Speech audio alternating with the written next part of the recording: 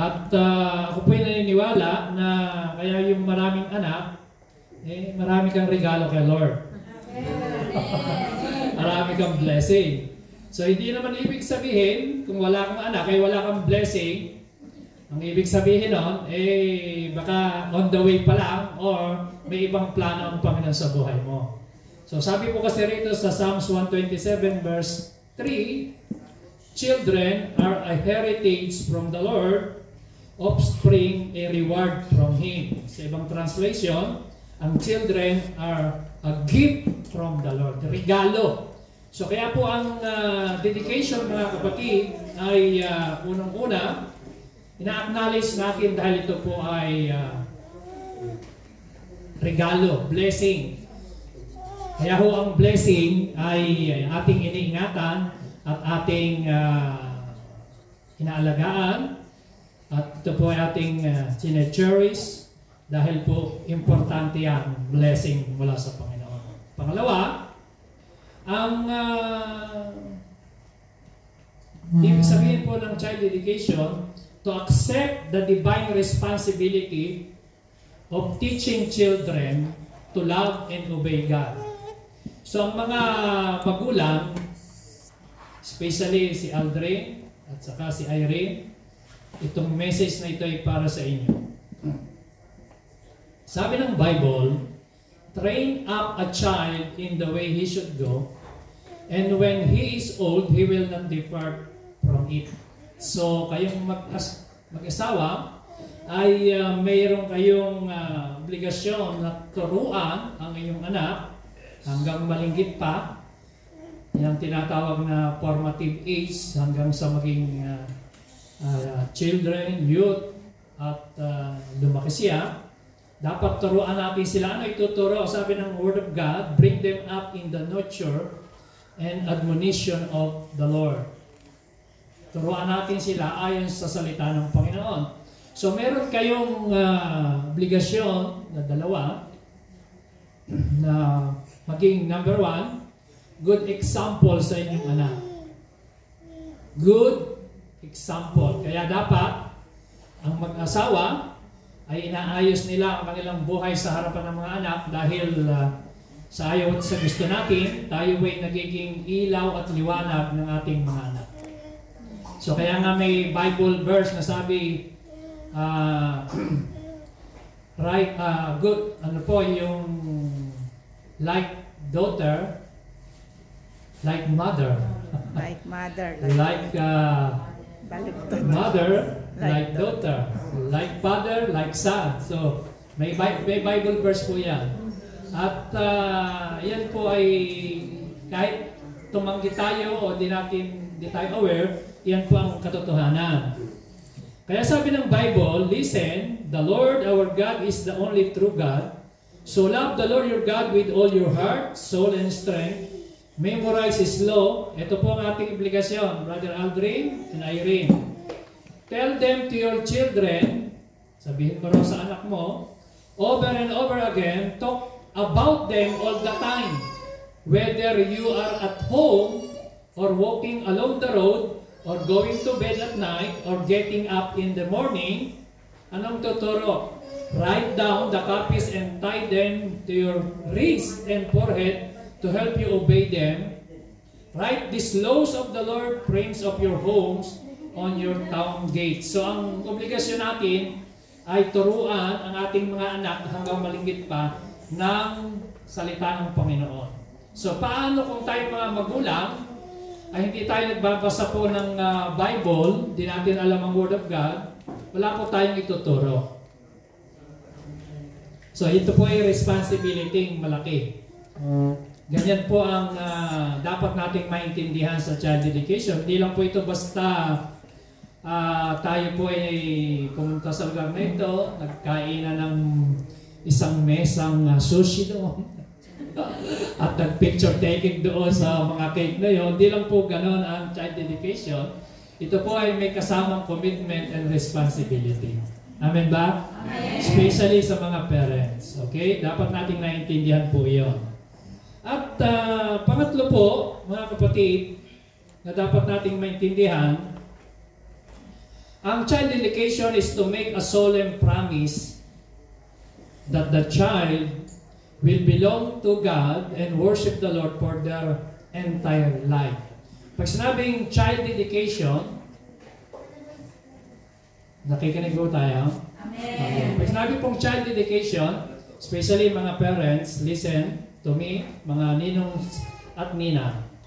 Pag sinabi pong child dedication, ang ibig sabihin po nito is to offer, to set apart. The Bible says in the book of Romans chapter 12, offer yourselves as a living sacrifice, holy and acceptable to God, which is your spiritual act of worship. So pag sinabing dedication, ang ginagamit nating terminology hindi po baptism, kundi dedication. Bakit po? Kasi po mga kapatid, magkaiba po ang water baptism o baptism sa dedication. Makinig po kayo maigi. So ano po ang difference? What's the difference between baby dedication and infant baptism? Ano po bang baptism? Ang bautismo mga kapatid, ginagawa po ito kapag po ang tao ay may edad na, hindi po sa sanggol o sa bata. Ano po ang ibig sabihin ng baptism? The picture of baptism is all about death, burial, and resurrection. Kamukha ni Kristo, siya po ay binautismohan sa Jordan River. Ang tawag doon baptism. Sa Greek word is baptizo, to immerse, or yung immersion ng lubog, hindi po sprinkler o pisik. Ang tawag doon baptism. So tinatawag po natin ito na child dedication. Ibig sabihin, i-dedicate natin yung anak. The dedication service is designed to bless infants and is based on the choice that parents make on their child's behalf.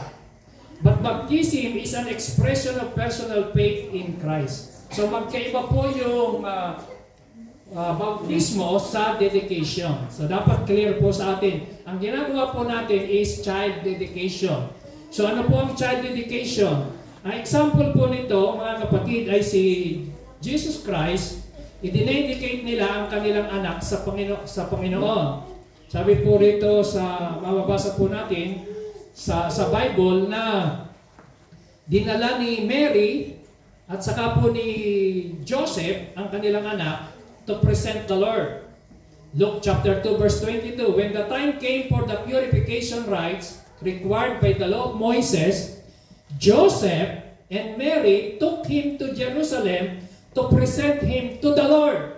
So ang ginawa po ni Mary and Joseph, si Jesus Christ, nang maligid pa, to present. The word present is dedicate, to set apart.